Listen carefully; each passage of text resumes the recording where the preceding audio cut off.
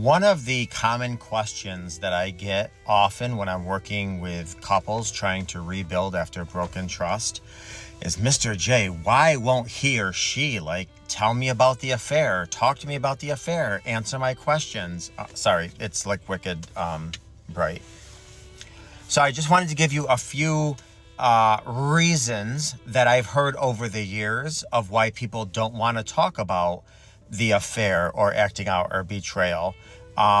So number one, it could be just simply sticking to a code of silence, never tell. If questions, just deny. And of course, if you're caught, don't say anything that may incriminate you, which is why a lot of times when you're asking people questions, they might give you just bare minimal. And then of course there's trickle truth, because then you actually find out things, later on.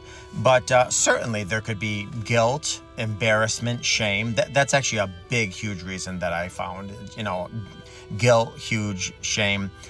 Certainly avoidance. People have avoidant personalities, avoidant attachment styles, what have you.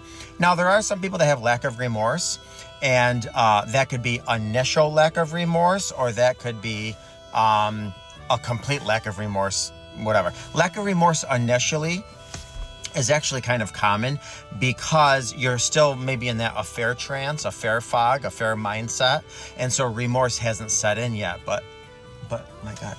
But with some work and some time and coming out of that, there should be, remorse should come on.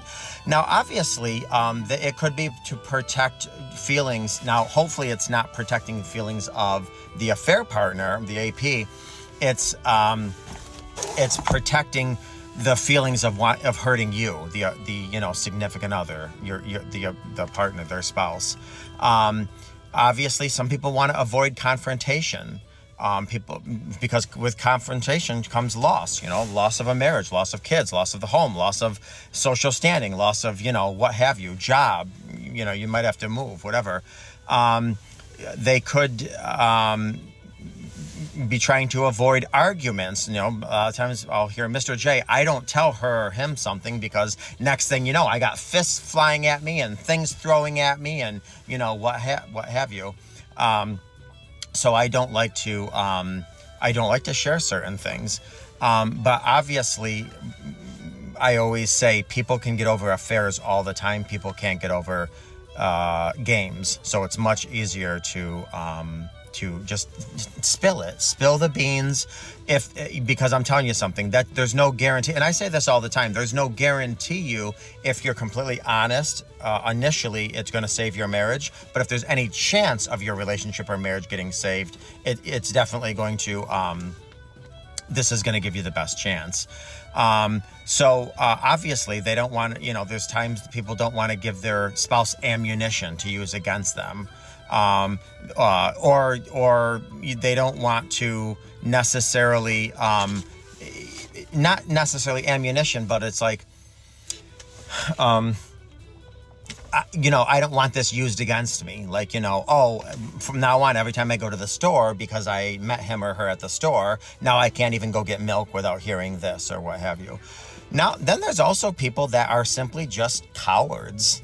They're cowards, and they don't have remorse, or they're true narcissists. I don't like to throw that word around. They're true narcissists, whatever. But I'm telling you something, more so than not, people have avoidant personalities. People have shame. People have guilt. People have embarrassment.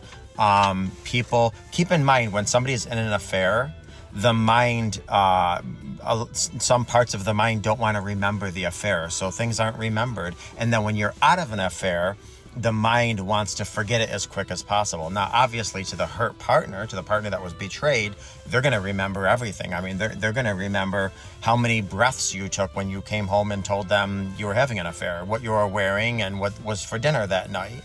But for the person that was, involved in betraying or an affair, acting out, what have you, the mind is really trying to stray. But anyways, the biggest thing with all of this is you got to do check-ins, especially if you're repairing, you're rebuilding. You got to do check-ins where the hurt party can ask questions, and you got to be honest. Because like I said, there's no guarantee that you're going to survive this. But if there's a chance to survive this, honesty and proactivity is absolutely your best bet.